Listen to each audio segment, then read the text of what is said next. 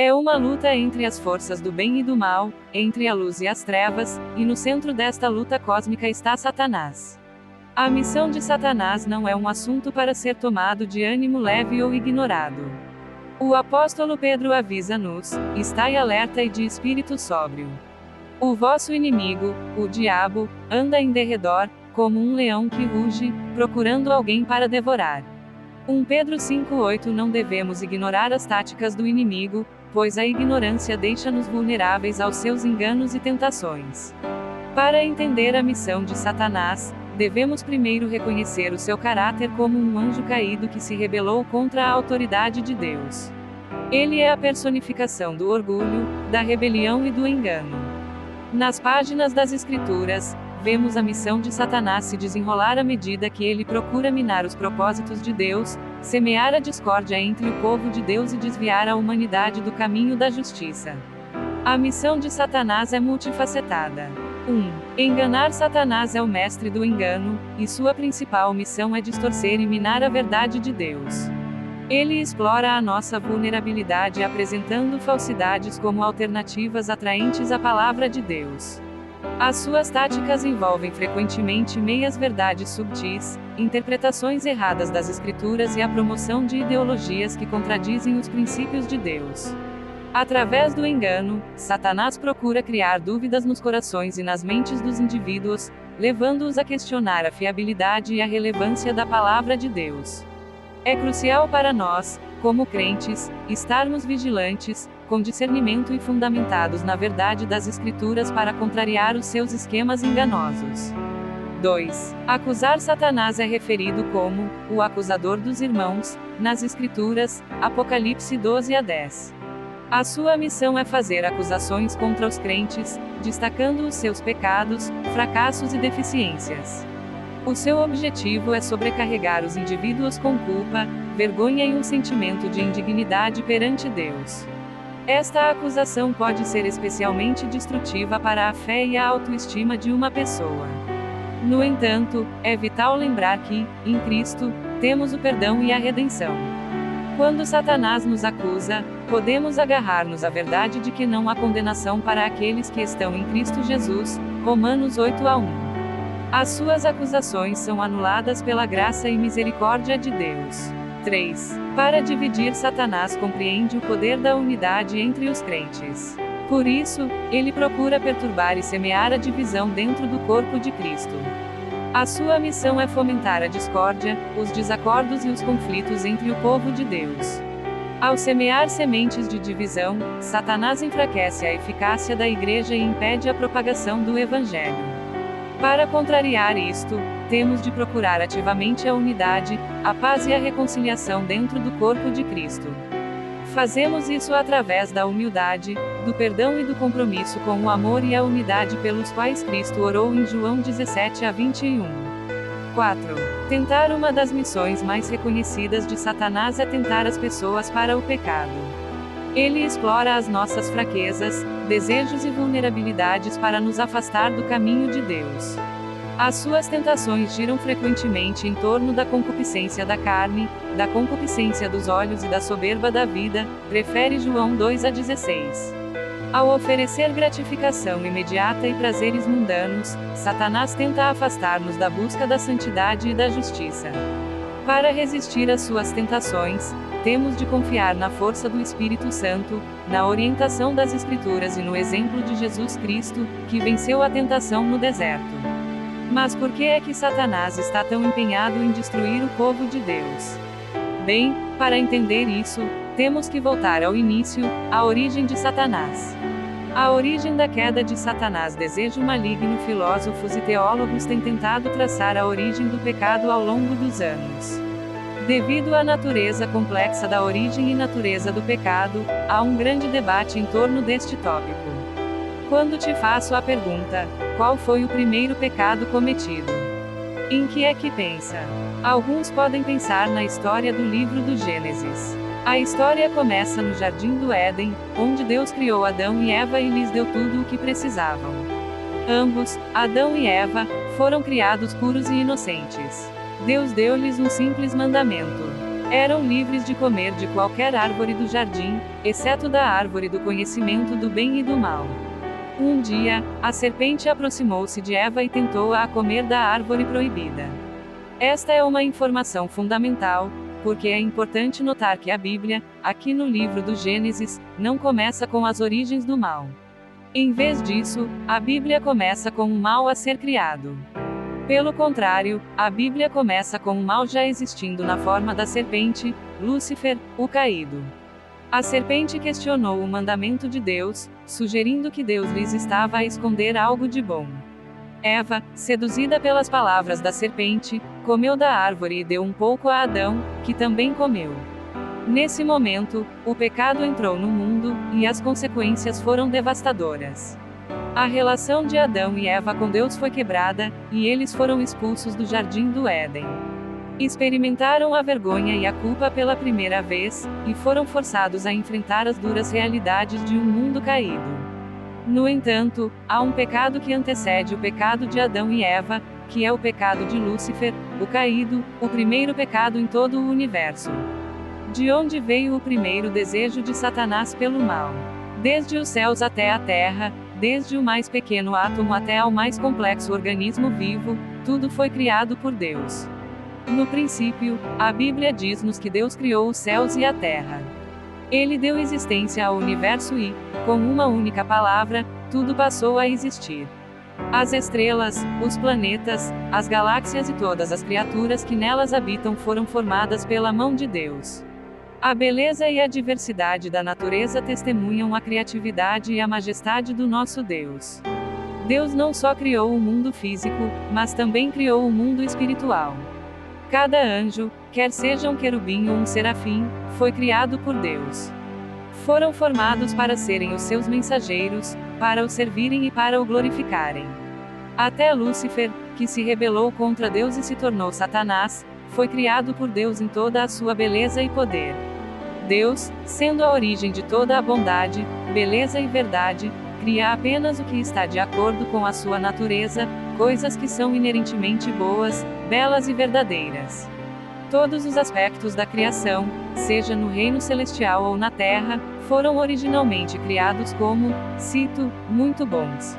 Isso é afirmado por Paulo em 1 Timóteo capítulo 4 versículo 4, pois toda criatura de Deus é boa. Além disso, o caráter de Deus é absolutamente puro, sem qualquer indício de escuridão ou engano. 1 João, capítulo 1, versículo 5. Até Lúcifer foi inicialmente criado por Deus como um anjo para cumprir o propósito de servi-lo e honrá-lo. Evidentemente, algo correu mal pelo caminho. A questão é, se Lúcifer foi de facto criado por Deus, de onde veio então o seu primeiro desejo de pecar? Porque dentro da queda da raça humana, podemos atribuir o primeiro desejo de pecado à serpente, que depois seduziu Eva com o desejo de pecar, que depois seduziu Adão com o desejo de pecar.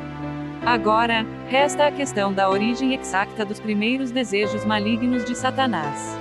A verdade é que a Bíblia não indica exatamente a origem dos seus maus desejos. Ao pesquisar sobre este tema, deparei-me com várias teorias e opiniões sobre a origem dos maus desejos de Lúcifer. No entanto, nenhuma dessas teorias apresenta uma resposta concreta apoiada na palavra de Deus. Há quem afirme que a maldade de Satanás teve origem dentro dele próprio, pois não houve nenhuma influência externa que o tentasse ou atraísse para o pecado. Os defensores deste ponto de vista apontam para o facto de Lúcifer ter sido referido por Jesus como, e passo a citar, o pai da mentira e passo a citar, um assassino desde o início. No entanto, este ponto de vista não responde à nossa pergunta sobre a origem do desejo maligno de Lúcifer, visto que ele foi inicialmente criado como bom por Deus. John Piper, ao responder a esta questão, afirma o seguinte: como é que Satanás se tornou mau?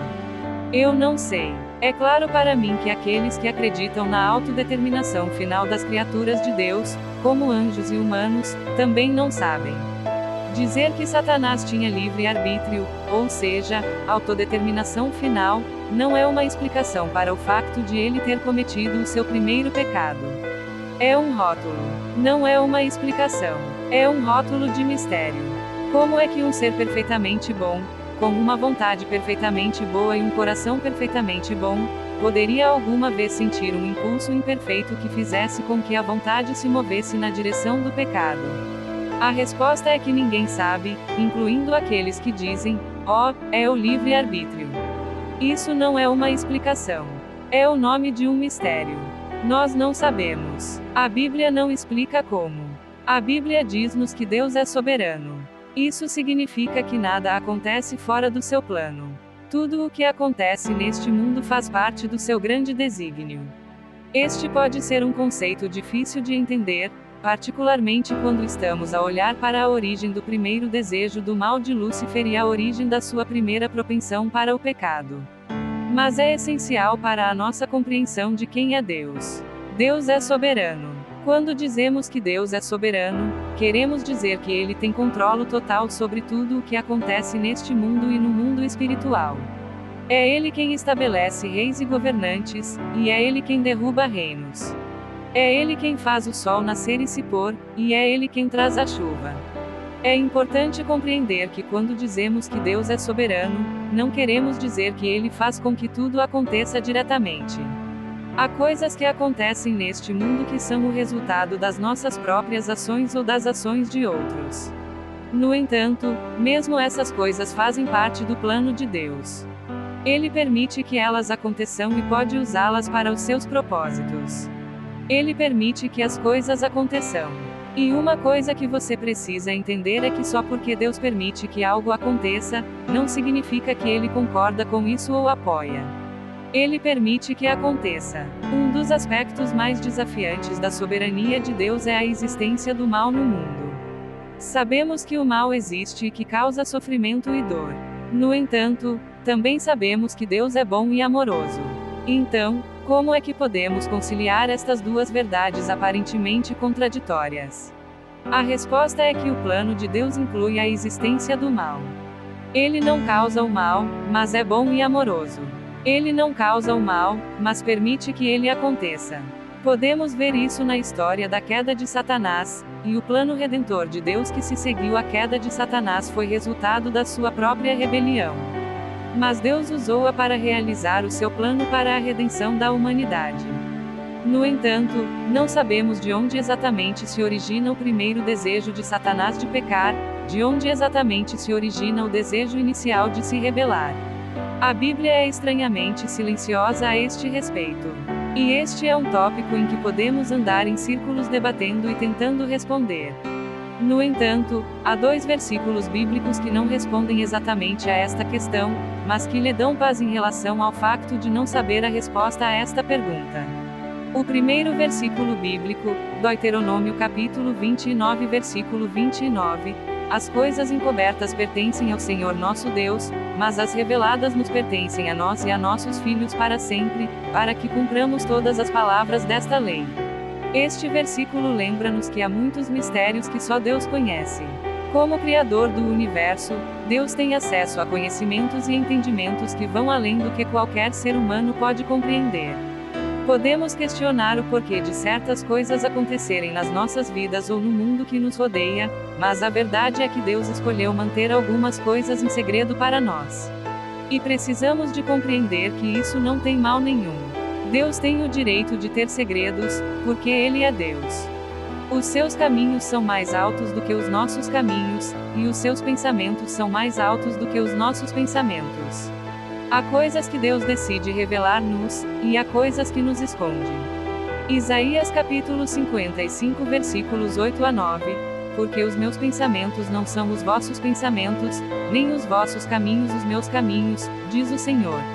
Porque, assim como os céus são mais altos do que a terra, assim são os meus caminhos mais altos do que os vossos caminhos, e os meus pensamentos mais altos do que os vossos pensamentos.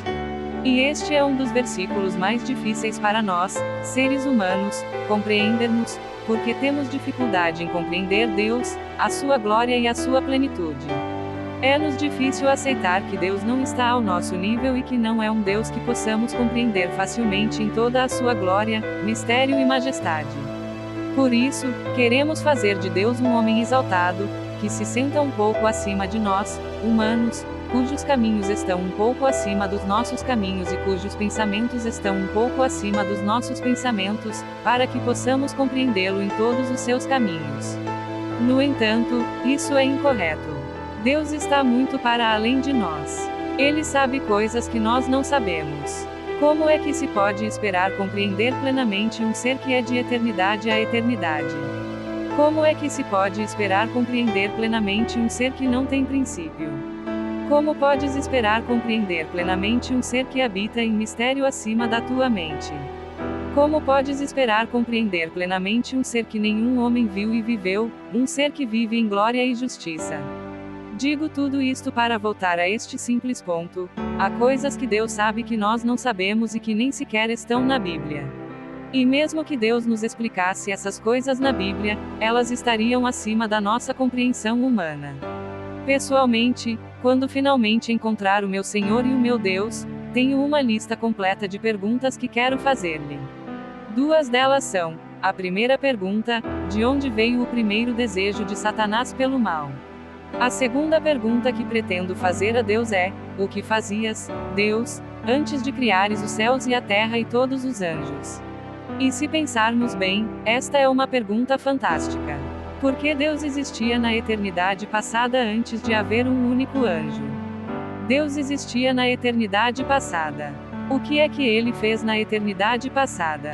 Que perguntas vais fazer a Deus quando chegares ao céu? Através desse vídeo vemos a suma importância do conhecimento bíblico. Hoje, principalmente com tantas fontes de informações, é necessário ter o conhecimento bíblico elevado, para que assim não sejamos enganados e desvirtuados da fé por grupos sectários, que no papel se autodenominam cristãos, mas que na prática vão na contramão das escrituras sagradas. Por isso o pastor Paulo Júnior escreveu o livro Como Identificar Seitas e Heresias à Luz das Escrituras, volumes 1 e 2, para você não apenas saber, mas também instruir algum próximo ou conhecido que não percebeu que está sendo manipulado por alguma falsa doutrina. O link para acessar o livro estará no nosso comentário fixado. Se alguém negar a divindade de Cristo, herege. Então, para você saber se uma religião, se uma denominação, se qualquer coisa é uma seita, a primeira coisa que ela vai atacar é a divindade de Cristo. O catolicismo, o espiritismo, é de Deus ou não? Vamos para a cristologia do espiritismo. Jesus é um espírito evoluído, heresia. Tirou divindade e humanidade. Acabou, não serve. Não serve. Testemunho de Jeová. Jesus é uma criatura. Ele é o primogênito da criação. Usa o texto de Colossenses. Ele foi criado, então não pode ser Deus. Heresia, tirou a divindade. Quando Paulo fala que ele é o primogênito da criação, não está dizendo que ele foi o primeiro a ser criado. Ele é o primogênito em herança, é o primeiro da raça humana. Não é que ele foi criado. Heresia. Vamos ver outro. Os Mormons diz que Jesus é um irmão de Lúcifer. Pode procurar. Aí eu vou até pular, né? Não merece comentar. Catolicismo romano. Não, aí você não pode. Porque eles não negam a divindade e a humanidade. Sim, é verdade. Mas eles atribuem que a salvação só a Cristo não é suficiente. Cristo e Maria. Cristo e os santos. Cristo e os homens. Também não sei. É solos Christos. Maria é corredentora com Cristo, porque só o sangue dele não serviu. Maria é coadjutriz, e mediadora, e medianeira entre Deus e os homens. Então ela ajuda Cristo, também não serve. Porque Cristo é suficiente, também ele serve. Quando enaltece demais a pessoa, uma das pessoas da Trindade, e rejeita Cristo, heresia. O livro Bom Dia Espírito Santo, quem que é o centro do livro?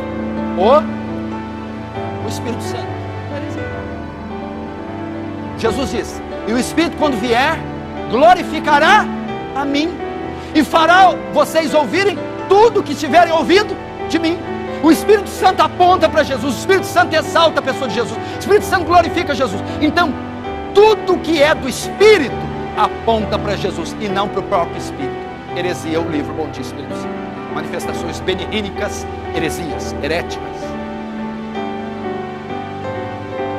O universo é cristocêntrico, a terra é cristocêntrica, o culto é cristocêntrico, tudo é cristocêntrico, nós somos cristocêntricos. Tá. Mas aí você vai falar assim, pastor, mas aí deu muito para pegar os falsos profetas. Nisto conhecereis o Espírito de Deus. Todo espírito que confessa que Jesus Cristo vem, carne é Deus. Vamos lá.